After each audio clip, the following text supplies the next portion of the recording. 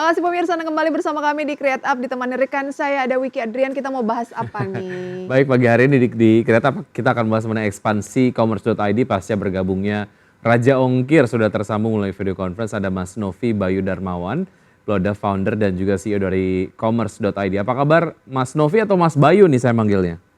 Bayu, Mas Mas Hai Bayu Mas ya. Bayu, salam kenal ya. Ya, Ya, Mas Bayu, kenal. ini bicara mengenai commerce.id, mungkin beberapa sudah kenal lah ya sebelum kita membahas mengenai bergabungnya Raja Ongkir bersama commerce.id. Mungkin commerce.id itu platform apa gitu? Pengen kenalan lagi mungkin pemirsa IDX Channel. Oke, jadi commerce.id atau kita bisa sebut commerce itu merupakan platform enabler. Gampangnya itu memudahkan UMKM ataupun brand ketika mau masuk ke dunia digital businesses. Kita itu ada banyak sekali layanan-layanan yang bisa membantu teman-teman brand ataupun UMKM ini gitu. Oke. Artinya ini kalau mau shifting punya platform e-commerce, teman-teman UMKM bisa dibantu oleh commerce.id gitu ya. Ya, Oke, betul. selamat atas bergabungnya Raja Ongkir bersama commerce.id. Ceritanya waktu itu seperti apa sih? Mengapa kemudian commerce.id memerlukan keberadaan dari Raja Ongkir gitu? Oke, awalnya kita punya platform agregator pengiriman, yakni comship.id. Kemudian kita sudah mengumpulkan ekspedisi besar di Indonesia dan sudah berintegrasi secara teknologi dan sudah digunakan oleh ribuan UMKM ataupun brand di seluruh Indonesia, sehingga mereka ketika klik pick up, ekspedisinya tinggal datang dan mengangkut barang mereka.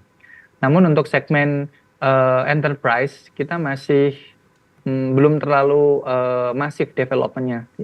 Tujuan kita dengan akuisisi ke Raja Ongkir atau bergabungnya Raja Ongkir ke ekosistem kita, ingin lebih menyasar segmen enterprise ataupun brand level kayak gitu ya, untuk mungkin toko online mereka akan disambungkan secara seamless dengan integrasi pengiriman-pengiriman yang notable di Indonesia gitu. Oh, sudah berapa lama Raja Ongkir ini join di platform Anda dan efektivitasnya sesignifikan apa saat ini?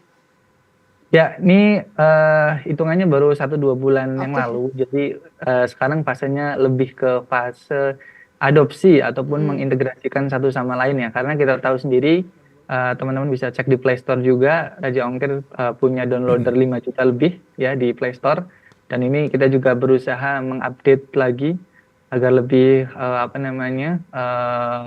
relevan dengan ekosistem kami. Baru nanti ketika sudah kita gabungkan ya, kita baru nanti mengecek dampak-dampak yang mungkin akan signifikan ke ekosistem commerce secara general gitu.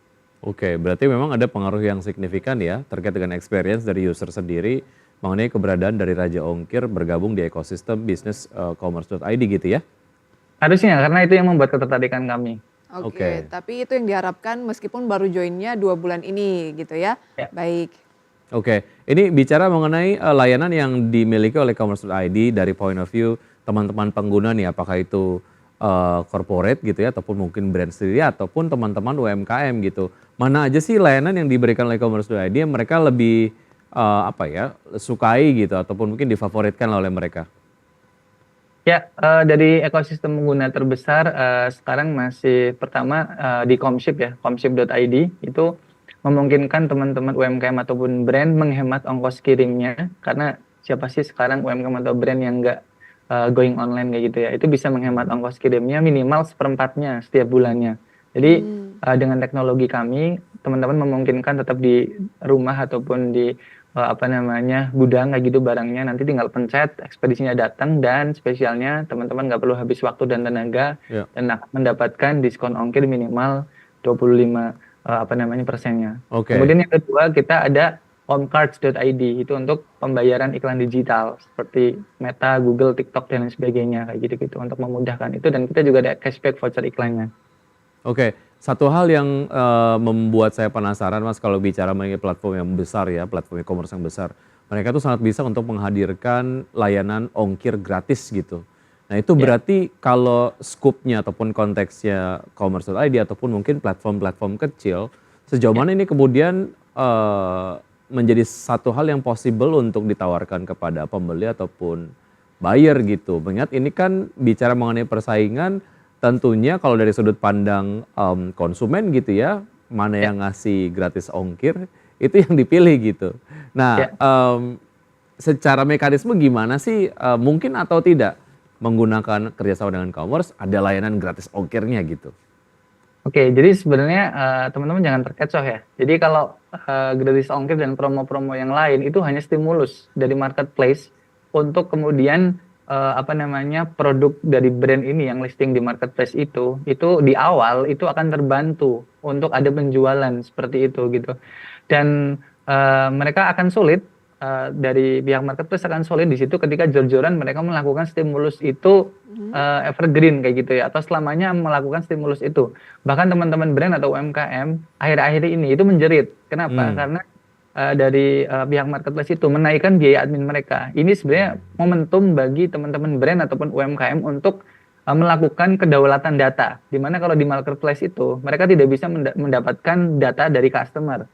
Seperti di US dan lain sebagainya, banyak UMKM dan brand yang sudah melakukan kedaulatan data. Mereka membuat toko online sendiri ya dengan berbagai layanan ya di luar sana banyak sekali ya, tinggal bikin website seperti itu.